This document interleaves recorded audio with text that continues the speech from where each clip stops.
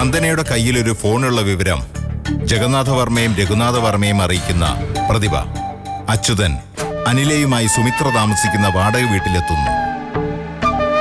അനിലയെ എങ്ങനെയും വീട്ടിൽ നിന്നും പുറത്താക്കാനുള്ള സുമിത്രയുടെ ശ്രമം. അനില ഗർഭിണിയാണെന്ന വിവരമറിഞ്ഞ് ഞെട്ടുന്ന സുമിത്ര തന്റെ ഭർത്താവ് രാജേഷുമായി പിണങ്ങി വന്നതാണെന്ന് അനില സുമിത്രയോട് പറയുന്നു. ഇനി തുടർന്ന് കാണുക.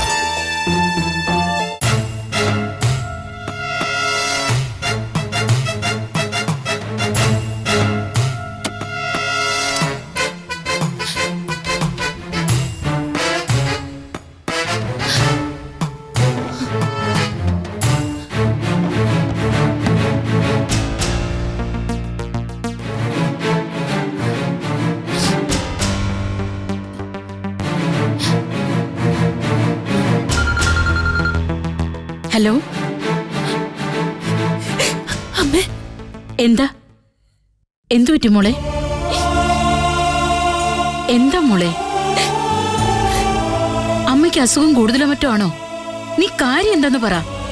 അമ്മേ, ഇവിടെ എല്ലാരും ചേർന്ന് എന്റെ കല്യാണം നടത്താൻ പോവാ. കല്യാണോ? കഴിഞ്ഞ ദിവസം തൃശ്ശൂരിൽ നിന്ന് ഒരു അമ്മ വന്ന വിവരം ഞാൻ പറഞ്ഞില്ലേ?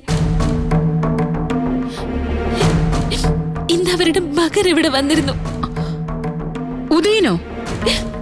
അശ്വിന്റെ അച്ഛനാ കൊണ്ടുവന്ന്. എന്നിട്ട് എന്നോട് ആരും അപ്പൊ ഒന്നും പറഞ്ഞില്ല. ചായ കൊടുത്തത് ഞാനാ. പിന്നീട് അറിഞ്ഞത് അതൊരു പെണ്ണ് കാണലായിരുന്നു എന്ന്. പെണ്ണ് കാണാൻ വന്നത് ആരാണെന്നാ പറഞ്ഞത്? ഇപ്പൊ പറഞ്ഞില്ലേ, ആ ആള് തന്നെ. ആര്? ഉദയനോ? ആ, ഞാൻ എന്താ ചെയ്യണ്ടേ അമ്മ? എല്ലാരും കൂടെ ഒത്തുനിന്ന് എന്തെല്ലാമോ അണിയറ നീക്കങ്ങൾ നടക്കുന്നുണ്ട്. അശ്വിന്റെ അച്ഛനാ എല്ലാത്തിനും മുൻകൈ എടുക്കുന്നത്. ആര് മുൻകൈ എടുത്താലും ഇങ്ങനൊരു കല്യാണം നടക്കില്ല മോളെ. ഉദയന് നീയോ? ആലോചിക്കാൻ പോലും വയ്യ. പക്ഷെ ഞാൻ ഒറ്റയ്ക്ക് എന്ത് ചെയ്യാനമ്മ? നാളെ മറ്റന്നാളും ഒന്നും അവര് കല്യാണം നടത്തില്ലല്ലോ. അവരെത്ര ശ്രമിച്ചാൽ ഈ കല്യാണം നടക്കില്ല. ഞാൻ ജീവനോടിരിക്കുമ്പോ അതുണ്ടാവില്ല. മോള് വിഷമിക്കാതിരിക്കെ. എന്താ വേണ്ടെന്ന് ഞാനൊന്ന് ആലോചിക്കട്ടെ.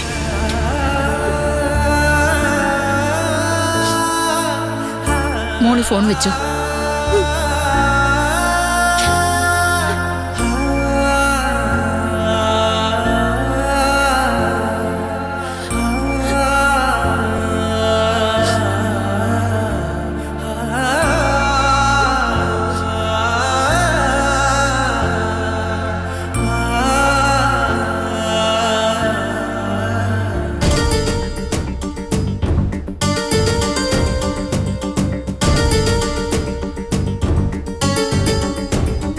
പ്രതാപേട്ട, പ്രതാപേട്ട, പ്രതാപേട്ടൻ ഇപ്പൊ മിക്ക ദിവസവും യാത്രയിലാണല്ലോ. അതുകൊണ്ടായിരിക്കും ഇത്രയ്ക്കും ക്ഷീണം.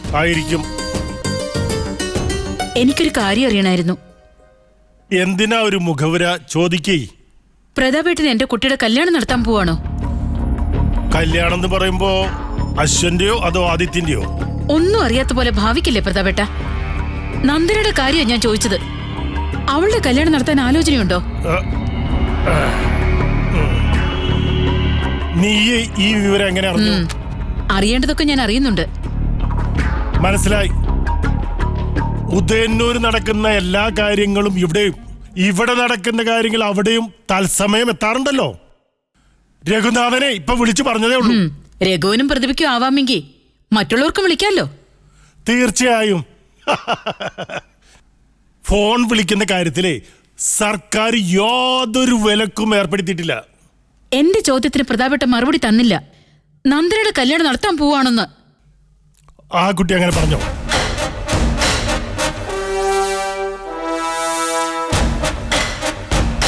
എങ്കിലത് ശരിയായിരിക്കും. പെൺകുട്ടികൾക്ക് പ്രായം തികഞ്ഞാൽ കല്യാണം നടത്തി കൊടുക്കണ്ടേ? അതല്ലേ നാട്ടു നടപ്പ്? അതോ നന്ദന ഏതെങ്കിലും ആശ്രമത്തിലെ അന്തേവാസിയായി ചേരാൻ ഉദ്ദേശിക്കുന്നുണ്ടോ? ഇപ്പൊ ആലോചിക്കുന്ന കല്യാണത്തിന് സമ്മതിക്കുന്നതിന് ഭേദം അതാ. മനസ്സിലായില്ല, ഒന്ന് തെളിച്ചു പറഞ്ഞേ. ഉദയനെ കൊണ്ടാണോ നന്ദനെ കെട്ടിക്കാൻ പോകുന്നത്? അവള് പറഞ്ഞില്ലേ അത്. അച്ഛനവൻ പ്രായമുള്ള തൈക്കളവനെയാണോ പ്രതാപേട്ട നിങ്ങൾ എന്റെ മോക്ക് വേണ്ടി കണ്ടുപിടിച്ചത്? ഓ, ഉദയനത്ര പ്രായമൊന്നുമില്ല വിദ്യേ. ഇത്തിരി നാരിയുണ്ട് അവിടെ ഇവിടെ. അതെ, തലയെ തേക്കുന്ന എണ്ണ പിടിക്കണ്ട. മതി. ഉദയൻ എത്ര വയസ്സുണ്ടെന്ന് എനിക്ക് അറിയാത്തൊന്നും അല്ലല്ലോ. ഇത് കുറെ കടന്നു കൈയായി പോയി. ഞാൻ മാത്രല്ല, നിന്റെ ആങ്ങളമാരും ഈ ബന്ധത്തിന് സപ്പോർട്ടാ. ആ കുട്ടി ഒന്ന് രക്ഷപ്പെടട്ടെ. ഇത് രക്ഷയല്ല പ്രതാപേട്ട, ശിക്ഷയാ. നന്ദനെ എന്ന് കണ്ടോ അന്ന് തൊട്ട് നിങ്ങൾ അവളെ ശിക്ഷിക്കാൻ അവസരം നോക്കുക. എന്റെ മോളായി ജനിച്ചു പോയത് അവളുടെ തെറ്റല്ല. നീ ഇങ്ങനെ കാട് കയറി ചിന്തിക്കാതെ. എനിക്ക് ആ കുട്ടിയോട് ദേഷ്യം ഉണ്ടായിരുന്നു, അത് നേരത്തെ. ഇപ്പോഴേ സഹതാപം. നിന്റെ ആങ്ങളമാർ ചെയ്യുന്ന എന്താ? ഉദയനൊരു ഹോം നേഴ്സായിട്ട് നന്ദനയെ നിർത്തിയിരിക്കുന്നു. നിന്റെ അമ്മ എത്ര നാൾ ഇങ്ങനെ കിടക്കുന്ന ആർക്കെങ്കിലും അറിയോ? അത്രയും നാൾ അവരെയും ശുശ്രൂഷിച്ച് ആ കുട്ടിയുടെ ജീവിതം മുരടിച്ചു പോണോ? നന്ദന സന്തോഷത്തോടെ അമ്മയെ നോക്കുന്നത്. അവക്കതിൽ യാതൊരു ബുദ്ധിമുട്ടുമില്ല.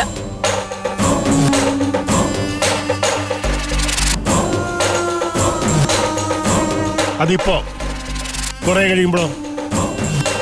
എന്നും അമ്മയെ പരിചരിച്ച് അവൾ അവിടെ അടിഞ്ഞുകൂടണമെന്നാണോ നിന്റെ ആഗ്രഹം? അവൾക്കൊരു ജീവിതം വേണ്ടേ? ആ ജീവിതം ഇരട്ടി പ്രായമുള്ള ഒരാളുടെ കൂടെ വേണം. നന്ദന ഉദയനെ എന്ത് വിളിക്കണം? അമ്മാവനെന്നോ? പിന്നെ പ്രായം. എന്റെ വിദ്യ ഉദയൻ നിസ്സാര കക്ഷിയല്ല, കലാകാരനാ. ഈ നടന്മാർക്ക് പ്രായം ഒരു പ്രശ്നമല്ല. അഭിനയ കുലപതിയ ഉദയൻ. പ്രകാരം അവന് പണവും പ്രശസ്തിയൊക്കെ ഇനി വരാനിരിക്കുന്നേ ഉള്ളൂ. നല്ലൊന്നാം തരം തറവാട്. നിന്റെ മോളോ? ഉദയന്നൂര് വിദ്യാഭാരതിയുടെ മകള്. അതല്ലേ ഉള്ളൂ അവളുടെ മേൽവിലാസം. അച്ഛനാരെന്ന് ചോദിച്ചാലേ മേലോട്ട് നോക്കും. ഈ കല്യാണം ആലോചിച്ചതിന്റെ പേരിലേ അവളെ ദേ ഇങ്ങോട്ട് നോക്കിയേ, എന്നെ പൂട്ട് പൂജിക്കണം. കല്യാണം ആലോചിച്ചതല്ലേ ഉള്ളൂ, നന്ദന സമ്മതിച്ചില്ലെങ്കിലോ? ഈ വിദ്യയുടെ ഓരോ വർത്താനങ്ങൾ കേട്ടിട്ടേ എനിക്ക് ചിരി വരിക. നന്ദന സമ്മതിച്ചില്ലെങ്കിലോ ഒന്ന്. വിദ്യാഭാരതി, നന്ദന സമ്മതിക്കും. ഉദയനുമായുള്ള കല്യാണം നടക്കും. നീ വധൂവരന്മാരെ അനുഗ്രഹിക്കുകയും ചെയ്യും. വെറുതെ അതും ആലോചിച്ചിട്ട് തല പോക്കണ്ട കേട്ടോ. ചെല്.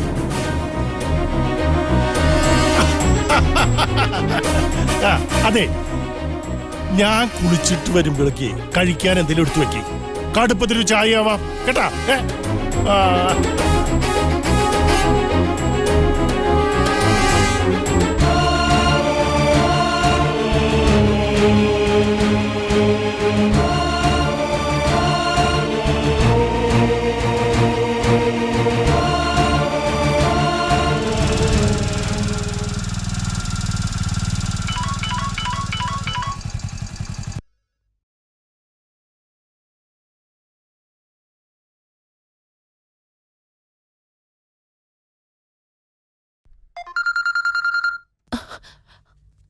ഹരിയേട്ടാ, ഞാൻ ബൈക്ക് ഓടിക്കായിരുന്നു താൻ വിളിച്ചപ്പോ.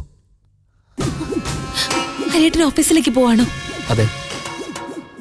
രഘുവേട്ടനൊന്ന് വന്നേ. വാന്ന്. എന്താന്ന് പറയടോ? നേരിട്ട് സംസാരിക്കാനുള്ള കാര്യം. Anything serious? അതെ, ഒന്നിവിടെ വരെ വരൂ. എന്താ സംശയം? തീർച്ചയായും വരാം. ഇന്ന് ലീവ് കിട്ടോ നോക്കട്ടെ, ഇല്ലെങ്കിൽ നാളെ ഞാൻ അങ്ങ് എത്തിയിരിക്കും. പോരെ? എന്നാ ശരി. ശരി. കണ്ടോ, ചെല്ല് ചോദിക്ക.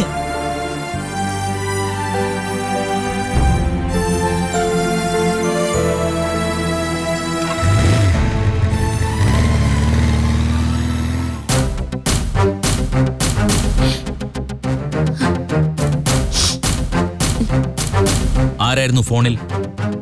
ഇത് ആരുടെ ഫോണാ? ചോദിച്ചു കേട്ടില്ലേ, ഇത് ആരുടെ ഫോണാണെന്ന്? എന്റെ ഫോണ്. കാണട്ടെ. എന്താടി ഇത് ഇങ്ങോട്ട് തന്നാല്? അത് അമ്മ എനിക്ക് തന്നതാ, അത് തിരിച്ചെനിക്ക് വേണം. ഓ, അപ്പൊ അമ്മ വക സമ്മാനാണ്. ഇപ്പൊ അമ്മയായിരിക്കും വിളിച്ചത്. ആഹാ, വിദ്യേച്ചിയുടെ പേര് നീ മാറ്റിയോ? ഹരിയേട്ടനാക്കിയോ? എന്തിനാ നീ അവനെ വിളിച്ചത്? എന്തായിരുന്നു ഇത്ര നേരം സംസാരിച്ചത്? ചോദിച്ച കേട്ടില്ലേ? എന്താ രഘുവേട്ടാ? സല്ലാപം. നീ പെണ്ണാണെന്ന് പറഞ്ഞ് ഈ വീട്ടിലുണ്ടല്ലോ. ഇവള് കണ്ടവന്മാരെയൊക്കെ ഫോണിൽ വിളിക്കുന്നതും ചാറ്റ് ചെയ്യുന്നൊന്നും നീ അറിയുന്നില്ലേ? നന്ദനയോ? അല്ല, ഞാൻ വല്ല പറഞ്ഞാ കൂടി പോവും. ഞാൻ നോക്കിയപ്പോ ഇവള് പതുങ്ങിയെന്ന് ഹരിയേട്ടനുമായി കൊഞ്ചിക്കൊഴയുന്നു. ഇങ്ങനൊന്നും പറയില്ലേ രഘുവേട്ടാ. നാട്ടിലുള്ളപ്പോഴത്തെ ഫ്രണ്ടല്ലേ ഹരിപ്രസാദ്. ഒന്ന് വർത്താനം പറഞ്ഞു വെച്ചിപ്പെന്താ? കല്യാണം പറഞ്ഞു വച്ചിരിക്കുന്ന പെണ്ണാ ഇവള്. അങ്ങനെ പഴയ ഫ്രണ്ടുമായിട്ട് വർത്താനൊന്നും പറയണ്ട. ആ ഫോണിങ്ങി തരാൻ പറ അമ്മായി. എനിക്ക് അമ്മയെ വിളിക്കാനുള്ളതാ. കൊടുത്തേക്ക് രഘുവേട്ടാ. വിദ്യേച്ചോടാണെന്ന് പറഞ്ഞ് അങ്ങനെ കണ്ടവന്മാരോടൊന്നും സംസാരിക്കണ്ട. നന്ദന കൂട്ടുകാരെ ഒന്ന് വിളിച്ചു എന്ന് വെച്ചെന്താ? ഫോണങ്ങ് കൊടുത്തേക്ക്. പറ്റില്ലെന്ന് പറഞ്ഞില്ലേ? നീ ഇതിൽ ഇടപെടണ്ട.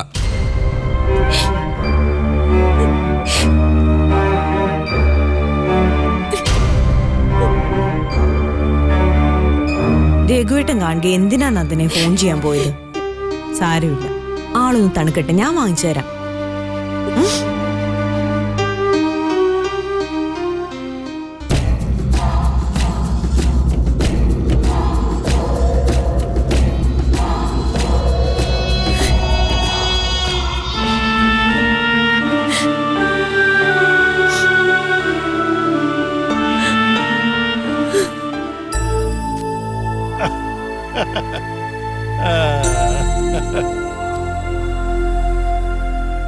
ഇങ്ങനൊരു ആലോചന നടക്കുന്ന കാര്യം പ്രതാപൻ വിദ്യാഭാരതിയോട് പറഞ്ഞോ? പിന്നെ പറയാതെ. അമ്മായി എന്താ എന്നെ പറ്റി വിചാരിച്ചിരിക്കണ്? Straight forward. അതാ ഞാൻ. ആദ്യം വിദ്യയോട് തന്നെയാ ഞാൻ ഈ കാര്യം ആലോചിച്ചത്. ഒരു സമ്മതക്കുറവില്ല അവൾക്ക്. സമ്മതക്കുറവില്ലെന്ന് പറയുമ്പോ പൂർണ്ണ സമ്മതമല്ലെന്ന് ഒരർത്ഥമുണ്ടല്ലോ. അമ്മായിയുടെ സംശയം തീർത്തും ശരിയാ. ഞാനേ അതൊന്നും മറച്ചു വെക്കണില്ല. എന്റെ മനസാക്ഷി അത്തരമൊരു കള്ളത്തരത്തിന് അനുവദിക്കണമില്ല. ബുദ്ധന്റെ പേര് പറഞ്ഞപ്പോ ആദ്യം വിദ്യക്ക് ചെറിയൊരു വിഷമമുണ്ടായിരുന്നു. പ്രായം തന്നെയാ പ്രശ്നം. അത് നമുക്കും അറിയാവുന്ന പ്രശ്നമാണല്ലോ. പക്ഷെ ആ മനപ്രയാസം ഞാൻ അങ്ങ് മാറ്റി. അതെങ്ങനെയാ പ്രതാപ? നമ്മള് ഉദയന്റെ പ്ലസ് പോയിന്റുകൾ ഓരോന്നോരോന്നായിട്ട് നിരത്തി. പ്രായം കുറച്ച് കൂടിപ്പോയെന്നുള്ള ഒറ്റ മൈനസ് അല്ലേ ഉള്ളൂ ഉദയന്. അല്ലാതെ അമ്മായി മോനെ എന്താ ഒരു കുറവ്? തറവാടിന് തറവാട്, സ്വത്തിന് സ്വത്ത്, സൗന്ദര്യത്തിന് സൗന്ദര്യം. അതെ, ഏതൊരു പെണ്ണിനും കലാകാരന്മാരെ വളരെ ഇഷ്ടാ. ഈ ഉദയനെ പോലൊരു തികഞ്ഞ നടൻ നമ്മുടെ നാട്ടിലുണ്ടോ? ഇത്രയും ഞാൻ പറഞ്ഞു കഴിഞ്ഞപ്പോ വിദ്യയുടെ മുഖം തെളിഞ്ഞു. എന്നാ പിന്നൊരു ചായ ഇട്ട് തരാമെന്നായി അവള്. വിദ്യ ചായ ഇട്ട് തരാമെന്ന് പറഞ്ഞാൽ നമ്മൾ സംസാരിച്ച കാര്യം ഓക്കെ ആണെന്നാ. വിദ്യയോട് ഈ കാര്യം ഒന്ന് വിളിച്ച് സംസാരിക്കണമെന്ന് വിചാരിച്ച ഞാൻ. അതിന് യാതൊരു ആവശ്യമില്ല. ഞാൻ അതൊക്കെ ക്ലിയർ ആക്കിന്നേ. ഇനി നമ്മൾ ഓരോ കോണിൽ നിന്ന് ഇങ്ങനെ ഒരുക്കങ്ങൾ തുടങ്ങിയാ മതി. ആ, എങ്കിലൊരു നിശ്ചയം നടത്തണം. നിശ്ചയോ? അതിന്റെ ആവശ്യമുണ്ടോ? വേണം പ്രതാപ. കോലത്ത് വൈകി നടക്കുന്ന ഒരു ചടങ്ങ. ആചാരങ്ങളെല്ലാം മുറ പോലെ നടത്തണം. അമ്മായിക്ക് നിർബന്ധമാണെങ്കിലാകാം. പക്ഷെ വളരെ ചെറിയ തോതി മതി. നമ്മുടെ രണ്ടു കൂട്ടരുടെയും കുടുംബത്തുള്ളവർ മാത്രം. അതാലോചിക്കാവുന്ന കാര്യമാ. ഒരൊറ്റ കാര്യത്തിൽ മാത്രം ഞാൻ വിട്ടുവീഴ്ചയ്ക്കില്ല. അതെന്താ? പൊരുത്തം. ഉദയന്റെയും നന്ദനുടെയും ജാതകവും ഗ്രഹനിലയും വെച്ച് പൊരുത്തം നോക്കണം. ചേരുന്ന നാളുകാരാണെന്ന് അറിയണമല്ലോ. പിന്നെ അങ്ങനെ നോക്കുമ്പോ അഥവാ ചേർച്ചില്ലാത്ത ജാതകാണെങ്കിലോ? എങ്കിൽ ഈ ആലോചന അവിടെ വെച്ച് നിർത്തും. അത്രയ്ക്കും കടുംപിടുത്തം വേണോ അമ്മായി? ഇത് 2016. ഈ ഗ്രഹനിലയിൽ പറയുന്ന പല ഗ്രഹങ്ങളിലും മനുഷ്യനെ ഫ്ലാറ്റ് പണിയാൻ പരിപാടിയിട്ടുണ്ട്. അതൊന്നും എനിക്കറിഞ്ഞൂടാ. നാൾപ്പുറത്തില്ലാത്തൊരു കല്യാണം എന്റെ മോന് വേണ്ട.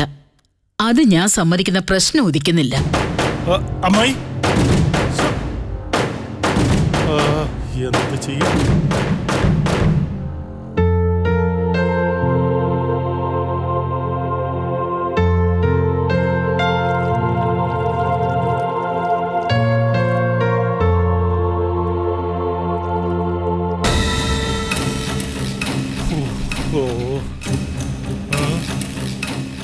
പ്രതാപനെന്താ ഒരാലോചന?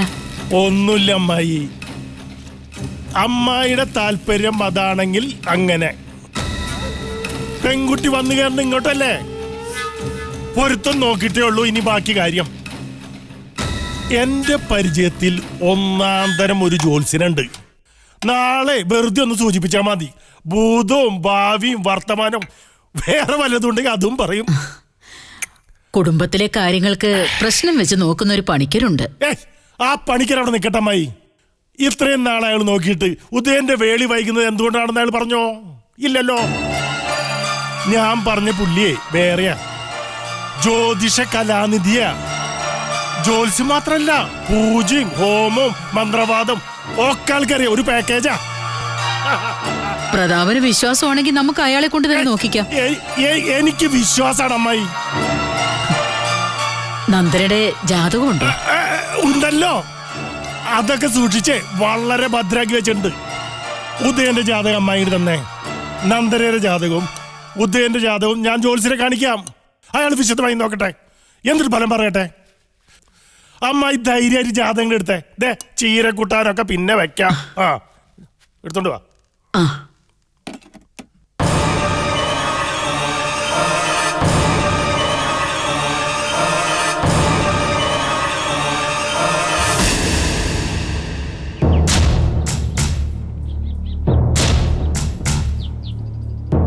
ഈ ജ്യോത്സ്യം എന്ന് വെച്ചാ എന്തുട്ടാന്നാ ജ്യോത്സ്യന്റെ വിചാരം? അത് ശാസ്ത്രല്ലേ, പ്യുവർ ശാസ്ത്രം. ജ്യോത്സ്യരെ ഈ നവഗ്രഹങ്ങളെ ഉള്ളം കൈയിലിട്ട് അമ്മാനാടുന്ന ആളാണെന്ന് എനിക്കറിയാം. അയ്യോ, അത്രയ്ക്കൊന്നുമില്ല. ഇതൊക്കെ വിനയം കൊണ്ട് പറയണതല്ലേ. ആനയ്ക്ക് ആനരെ വലിപ്പറിയോ? മനുഷ്യന്റെ ആയുസ് നിശ്ചയിക്കുന്നത് ബ്രഹ്മാവാ. എന്നാൽ ഒരാളുടെ ഭാവി തിരുത്തി കുറിക്കാൻ ഒരു ജ്യോതിഷ പണ്ഡിതൻ വിചാരിച്ചാൽ സാധിക്കും. പ്രശ്നവശാൽ തെളിയുന്നത് ഞങ്ങൾ പറയുന്നു, അത്രേ ഉള്ളൂ വർമ്മ സാറേ. അങ്ങനെ പ്രശ്നങ്ങൾ പരിഹരിക്കപ്പെടും. ഇനി എന്റെ പ്രശ്നം എന്താണെന്ന് ഞാൻ പറയാം. ഓ, ഇതാ ഞാൻ പറഞ്ഞ ഉദയവർമ്മയുടെ ജാതകം. ഐശ്വര്യമായിട്ട് അങ്ങ് മേടിച്ചാട്ടെ. ദേവി മഹാമായി, കരിങ്കാളി. ജ്യോത്സ്യര് ചെയ്യേണ്ടത് ഇത്രയേ ഉള്ളൂ. ഈ ജാതകപ്രകാരമുള്ള ഉദയവർമ്മയ്ക്ക് ഏറ്റവും അനുയോജ്യമായ ഒരു വിവാഹ മുഹൂർത്തം കണ്ടെത്തണം.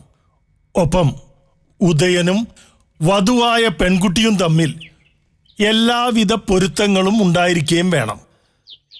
തീർച്ചയായും. അപ്പോ പെൺകുട്ടിയുടെ ജാതകം അതെന്റെ തന്നില്ല?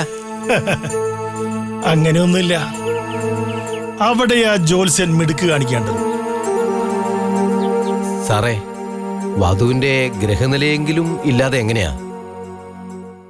ഗ്രഹനില ഉണ്ടാക്കിയ പോരെ. ജ്യോത്സ്യര് വിചാരിച്ചാൽ നവഗ്രഹങ്ങളും വിളിച്ചാൽ വിളിപ്പുറത്തെത്തുമെന്ന് എനിക്കറിയാം. പക്ഷേ ജ്യോത്സ്യരൊന്ന് വിചാരിക്കണം, മറ്റൊന്ന് ചെയ്യേണ്ട. ഉദയന്റെ ജന്മനക്ഷത്രം വെച്ച് അതുമായി ഏറ്റവും പൊരുത്തമുള്ളൊരു പെൺകുട്ടിയുടെ ഗ്രഹനില ഉണ്ടാക്കണം. കുട്ടിയുടെ പേര് നന്ദന, നാളവിട്ടം. ബാക്കിയൊക്കെ ജ്യോത്സ്യർ എഴുതിയുണ്ടാക്കണം. വർമ്മ സാറേ, സത്യമുള്ള ശാസ്ത്ര ജ്യോതിഷം. ഞാൻ ഇതുവരെ ഇതിൽ കൃത്രിമം കാണിച്ചിട്ടില്ല. ഏയ്, ഇതൊരു പാവം പെൺകുട്ടീനെ സഹായിക്കാൻ വേണ്ടിയിട്ടാണെന്നേ. നമ്മൾ ആരെങ്കിലും ദ്രോഹിക്കുന്നുണ്ടോ? ഒരു പരോപകാരം, അങ്ങനെ കരുതിയാ മതി. വെറുതെ വേണ്ട.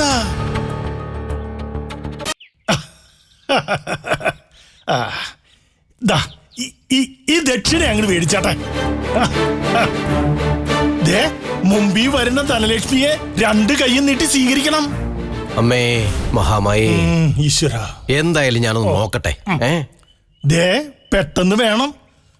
വേണ്ടത് എന്താണെന്ന് മനസ്സിലായല്ലോ. ഇത് ഉദയവർമ്മയുടെ ജാതകം. ഇതിന്റെ അനുയോജ്യമായൊരു ഗൃഹനില ഉണ്ടാകണം. അവിട്ടം ജന്മനക്ഷത്രമായ നന്ദനയാണ് വധു. ബാക്കി കാര്യങ്ങളൊക്കെ ജ്യോത്സ്യര് എഴുതണം. പെൺകുട്ടിയുടെ ജാതകം ഞാൻ ജ്യോത്സ്യന്റെ കയ്യിൽ തന്നു എന്നാണ് അയാളുടെ അമ്മയും മറ്റും അറിയാൻ പോകുന്നത്. മനസ്സിലായോ? ഓ, അപ്പൊ എല്ലാം പറഞ്ഞതുപോലെ. ശരി.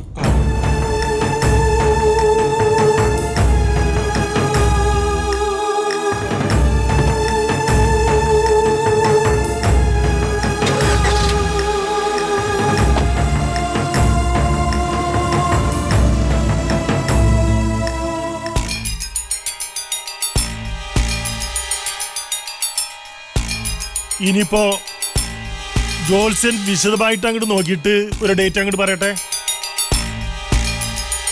ചെറുക്കന്റെയും പെണ്ണിന്റെയും ജന്മനാളുകൾ കേട്ടപ്പോഴേ മൂപ്പര് പറഞ്ഞു, പൊരുത്തത്തിന്റെ കാര്യത്തിൽ യാതൊരു ടെൻഷനും വേണ്ട, സംഗതി ശുഭായിരിക്കുന്നു.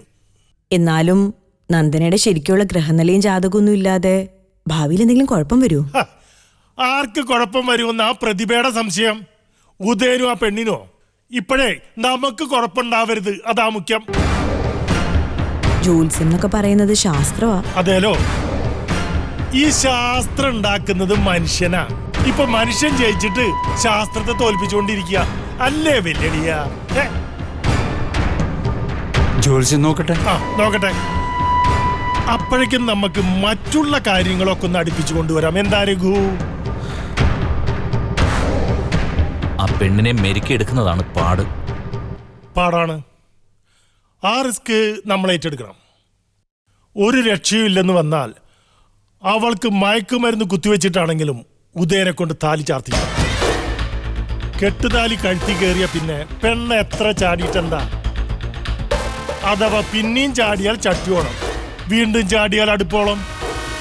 ഇതില് പ്രതിഭയുടെ അഭിപ്രായം എന്താ? നന്ദന പറഞ്ഞതിൽ കാര്യമുണ്ട്, അതത്ര നിസ്സാരമായി കാണണ്ട.